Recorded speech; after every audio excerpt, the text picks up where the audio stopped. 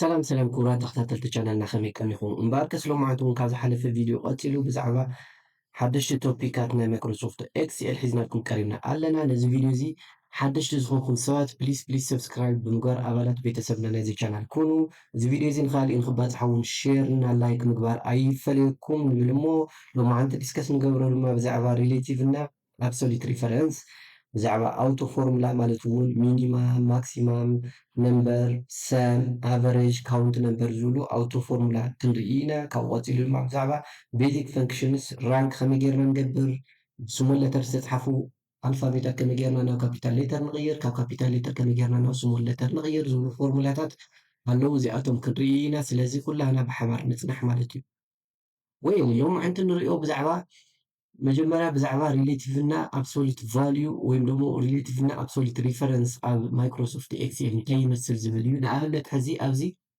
ሓንቲ ንእሽተይ ቴብል ናይ ሱፐርማርኬት ኣላ እዛ ሱፐርማርኬት እዚኣ እንታይ እያ ብላዕሊ ኣይተማት ዝሓዘት እያ ካብ ኣይተም 1 ክሳብ ኣይተም 10 ካብኡ ቀፂሉ ድማ እናተን ሴል ሬተን ዝሓዘት እያ ለምሳሌ ንኣይተም 1 545 ንኣይተም 2 ድማ 345 ንኣይተም 3 ድማ 522 ቫልዩታት ገንዘብ ኣለው ስለዚ እዚኣቶም ከመይ ጌርና ኢና ንኣብነት ኣብዚ ዲስካውንት ብ10% ዲስካውንት ይሃልዮም እንድሕር ዝበሃል ኮይኑ ከመይ ጌርና ኢና absolute value እና absolute value ወይም absolute reference እና relative reference ብምጥቃም ከመይ ጌርና ኢና ክንቅንሶም ንኽእል ዝብል ክንርኢ ኢና ካብኡ እቲ ዲፈረንሶም ግልፂ ኮይኑ ክረአየና እዩ ማለት እዩ ስለዚ ንኣብነት ኣብዚ ዲስካውንት 10% እንድሕር ይኹን ተባሂሉ ሕዚ እዚኣ ንኣብነት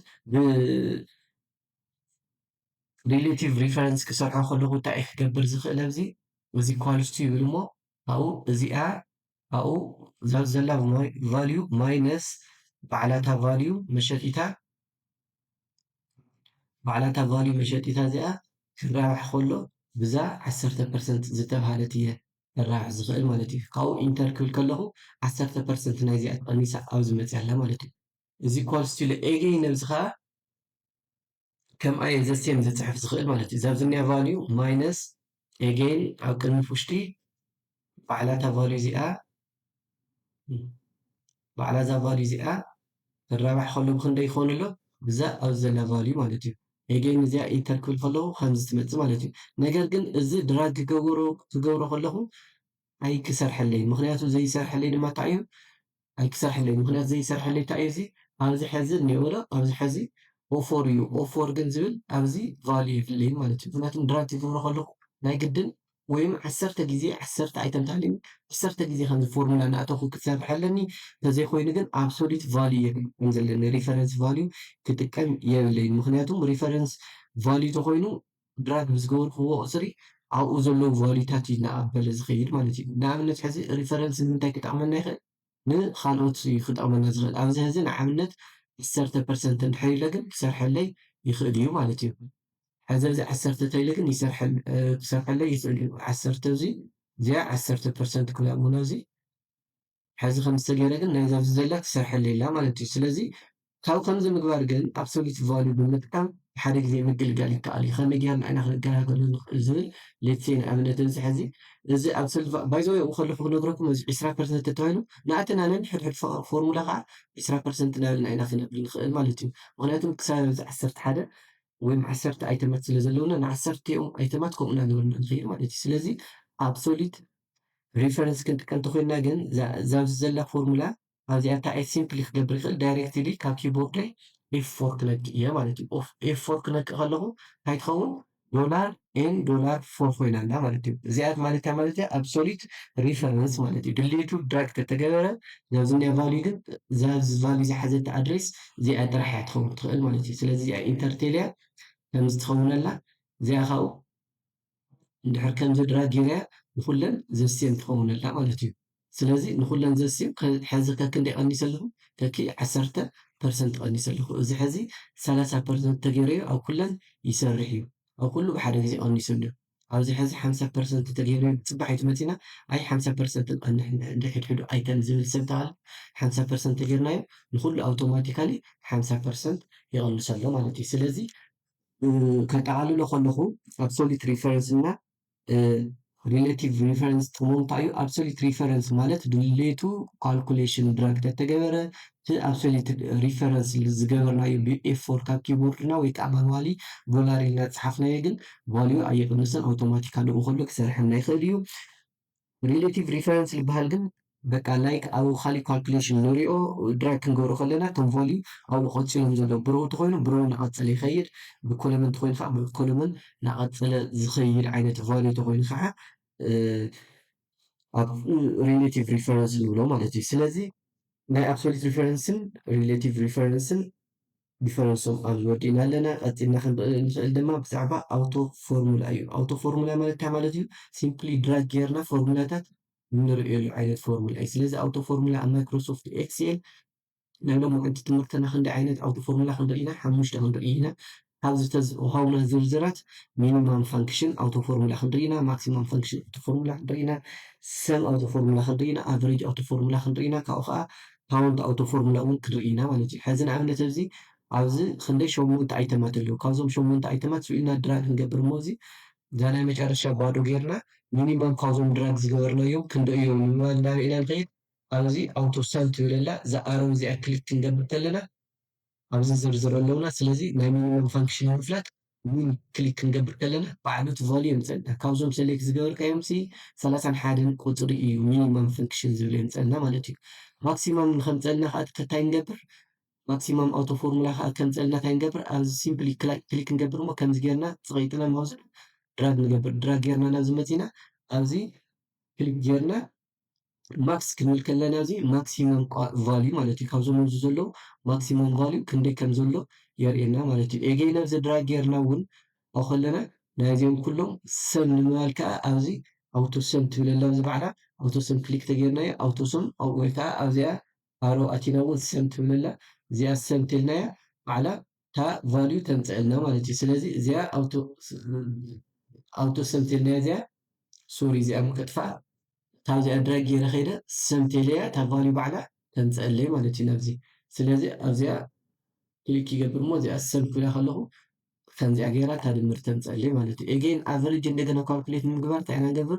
እዚኦም ብምሎም እቶም ንዘለዉ ቁጥሪ ከምዚ እዚ ንኣብነት እዩ ዘርእየኩም ዘለኹ ከምዚ ገይረ እሞ ሰሌክት ይገብሮም ካብኡ ኣብዚ ኣቨሬጅ ወይ ከዓ ኤቪጂ ትብል ኣብዚላ ስለዚ ኣቨሬጅ ትብልኛ እዚኣ ክሊክ ክገብሮ ከለኹ ኣቨሬጅ ናይ ዝወስዱ ዘሎ ቁፅሪ ፎርሙላ ባዕላ ትሰርሐላ ማለት እዩ። ወላ ኣብዚ እውን ክሊክ ተጌርናዮ ኣቨሬጅ ፍሮም ኤቱ ኣብቱ ክልተ ኮለን ማለት ኣብቱ እዩ ኬቱ ማለት እዩ። ክሳብ ኬቱ ዘለው እዚኦም ኣቨሬጆም እዩ ዘርእየና ዘሎ ማለት እዩ። ካውንት ከዓ ክንደይ ሰሌክት ከም ዝገበርና ወይ ከዓ ክንደይ ሊስት ከም ዘለዎ እዚ ንምፍላጥ ከዓ ከምዚ ጌርና ሰሌክት ክንገብር እሞ ከምዚ ጌርና ሰሌክት ምስ ገበርና ስካዕቲ ንደልዮ ኣብኡ ኣብዛ ኣውቶ ኸይድና እዚኣ ካውንት ትብለላ እዚኣ ካውንት ክሊክ ክንገብራ ከለና ካውንት ነምበርስ ነምበር ክንደይ ከም ዝተቆፀረ የርእየና። ኣብዚ ክሊክ ተጌርና እውን ኣብ ፎርሙላ ባር ነናሕዱ ፎርሙላ የርእየና እዩ።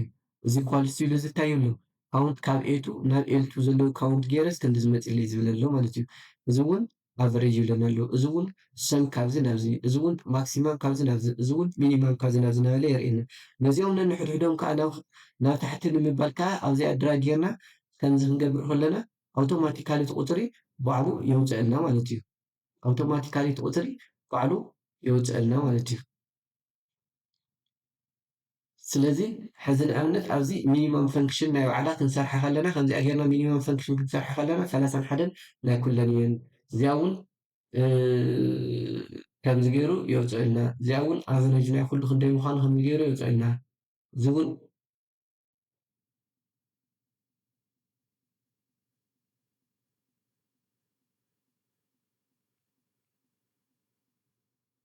እዚ እውን ከምዚ ገይሩ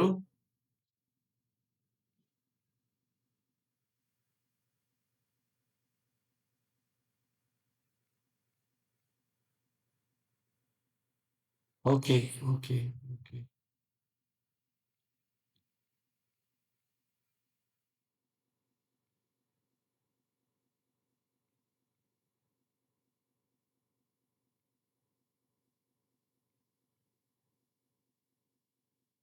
እዚ እውን ከምዚ ገይሩ የውፅአልና እሞ ስለዚ ነንሕድሕዱ ከምዚ ጌርና ክንሰርሕ ንኽእል ኢና ማለት እዩ። ስለዚ ናብ ካሊእ ክንከይድ ከለና ከዓ እንታይ ኢና ክንገብር ንኽእል ኣብዚ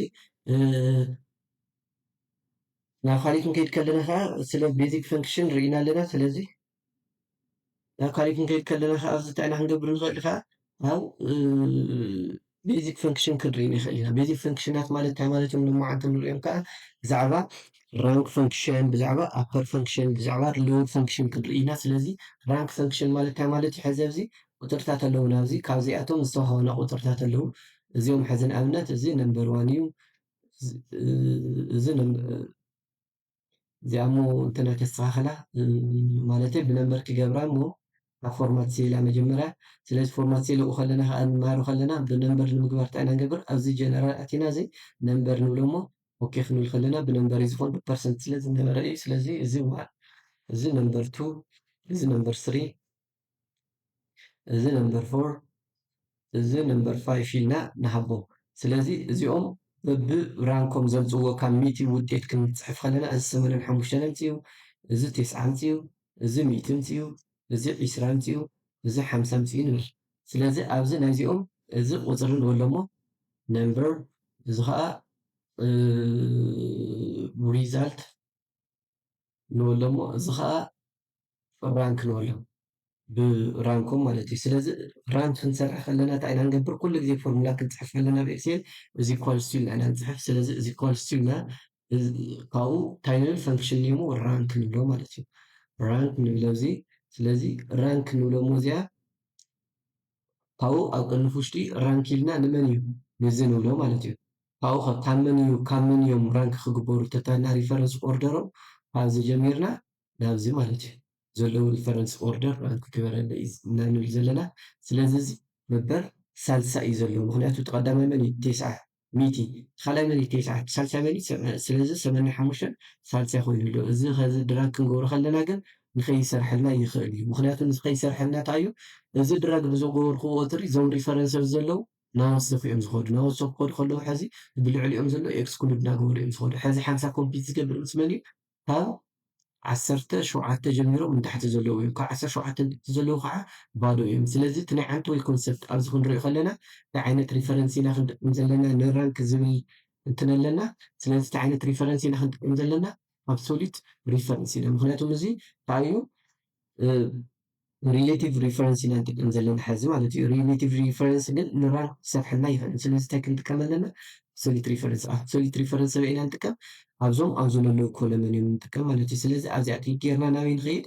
ናብዚኣ ንኸይድ እሞ ነታ ሪፈረንስ ንጥቀመላ ዘለና እንታይ ንገብር? ኣብዚ መፂና ኤፍ4 ንብላ ማለት እዩ። ኣብዚኣ ኤፍ4 ንብል።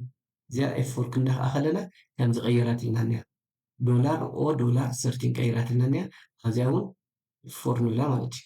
እዚኣ እውን ኤፍ4 ክንብላ ከለና ከምዚ ክቅይረልና ኣላ። ስለዚ እዚኣ ኢንተር ተልና ናብዚ ሳልሳይ ኢልና እኒኦ። እዚኦም ሕዚ ንኩሎም ከምዚኣ ጌርና ድራግ ተጌርናዮም ግን ባዕሉ ራንክ ይሰርሐልና ኣሎ። ንኣብነት እዚ 50 ዝነበረ እዚ ንኣብነት ክንደይ ክንገብሮ? 7 ተገይረዮ ኣውቶማቲካሊ ትራንክ ባዕሉ የስተኻኽሉ ማለት እዩ። እዚ 85 ዝነበረ ንኣብነት ሕዚ 101 እንተገይረዮ እዚ ቀዳማይ ይገብሮ እሞ እቲ ቀዳማይ ዝነበረ ካልኣይ ይገብሮ ማለት እዩ። ስለዚ ኣውቶማቲካሊ ከምዚ ይሰርሐልና። ካልኣይ ባይ ዘ ወይ ራንክ ካልእ ኣሰራርሓ እውን ኣለዎ። እንታይ ዓይነት ኣሰራርሓ እዩ ዘለዎ? እዛ ሪፈረንስ እዚኣሲ ኣብዚኣ መፂና እንታይ ክንገብራ? እዚኣ ኣጥፊናስ እታ ኮለመን ንገብራ ማለት እዩ። እዛ ኮለመን እዚኣ ባዕላ ክንገብራ ንኽእል ኢና ማለት እዩ። እዚኣ ባዕላ ስለዚ እዚኣ ባዕላ ከምዚ ክንገብራ ከለና ካብ ኦ ናብ ኦ መጨረሻ ማለት እዩ። ኦ ኮለመን ብምሉእ ዘሎ ኢና ንብል ዘለና። ስለዚ ከምዚ ጌርና እውን ነስተኻኽሉ ንኽእል ኢና ብዘይ እንትን ማለት እዩ ብዘይ ኣብሶሉት ሪፈረንስ ኢልና ኦ ኮለመን ዘሎ ብምሉኡ እዚ ዘሎ ከምዚ ገበረለ እንተኢልና እውን ብከምዚ እውን ዝሰርሐልና ይኽእል እዩ ራንክ ማለት እዩ።